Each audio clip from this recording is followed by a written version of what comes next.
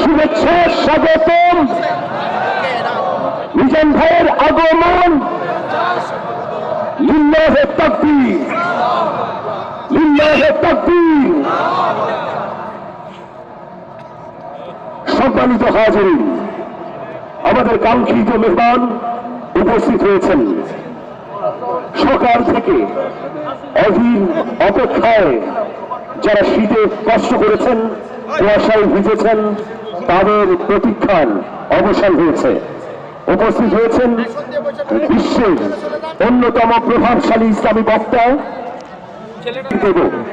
নারায়ে তাকবীর, নারায়ে তাকবীর।